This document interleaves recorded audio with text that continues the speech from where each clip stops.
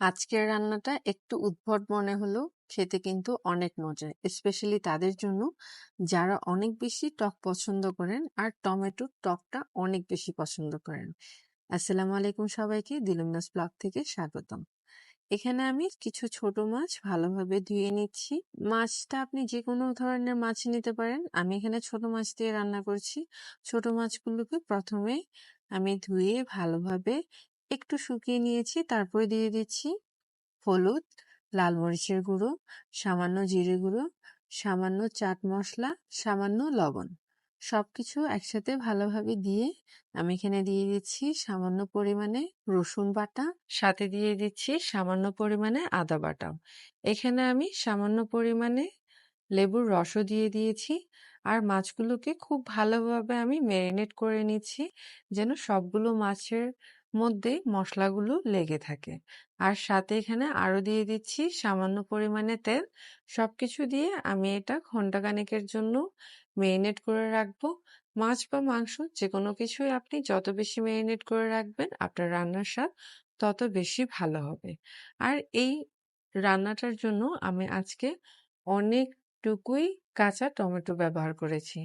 মাছটা আমি ভুনে নেওয়ার প্রথমেই সামান্য পরিমাণে কর্নফ্লাওয়ার দিয়ে দিয়েছি, যেন মাছটা একটু ক্রিস্পি হয়। আর এখন আমি প্যানের মধ্যে তেল দিয়ে মাছগুলোকে ফ্রাই করে নিয়েছি। এখন আরেকটা প্যানে দিয়ে দিচ্ছি সামান্য পরিমাণে তেল, তারপরে দিয়ে দিলাম রসুন, তারপরে দিয়ে দিচ্ছি পেঁয়াজ, সাথে কিছু কাঁচামরিচ, সাথে দিয়ে দিলাম কিছু লবণও। পেঁয়াজটা অনেক বেশি নরম করে ফেলবো না, হালকা একটু নরম হতে আমি দিয়ে দিচ্ছি আধা চা চামচের মতো জিরে গুঁড়ো, সামান্য হলুদ আর 1 চা চামচের মতো লাল মরিচের গুঁড়ো। তারপর আমি একটু পানি দিয়ে মশলাটা একটু কষিয়ে নিলাম। মশলাটা আমার কষে গেছে, দেখতেই পাচ্ছেন।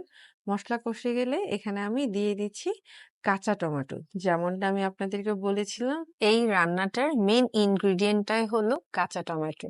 আপনারা যদি কাঁচা টমেটোটা অন্য কোনো মাছের সাথেও একটাবার রান্না করে দেখেন, আমি শিওর আপনারা এই রান্নাটা ফ্যান হয়ে যাবেন। কিন্তু একটা শর্ত, সেটা হচ্ছে অবশ্যই আপনার টক প্রেমী হতে হবে। যদি আপনি টক পছন্দ না করেন, তাহলে এই রান্নাটা আপনাদের তেমন একটা ভালো নাও লাগতে পারে। টমেটোটা আমি এখানে সিদ্ধ করে নিচ্ছি, পানি দিব না। টমেটো থেকে যে পানিটা বের হবে, ওই পানিটার উপরই টমেটোটা আমি নরম করে নেব। টমেটোটা আমার প্রায় নরম হয়ে এসেছে। এখন ভেজে রাখা মাছটা দিয়ে একটু নাড়িয়ে চাড়িয়ে আমি 2 মিনিটের মতো রান্না করব। তারপর পেঁয়াজ পাতা আর ধনেপাতা দিয়ে রান্নাটা আমার শেষ। অবশ্যই বাসায় একটা বারের জন্য হলো রান্না করবেন। আর রেসিপিটা যদি ভালো লেগে থাকে, তাহলে অবশ্যই লাইক দিয়ে দিবেন। চ্যানেলে নতুন হলে সাবস্ক্রাইব ও ফলো করে অবশ্যই পাশে থাকবেন। ধন্যবাদ। আসসালামু আলাইকুম সবাইকে।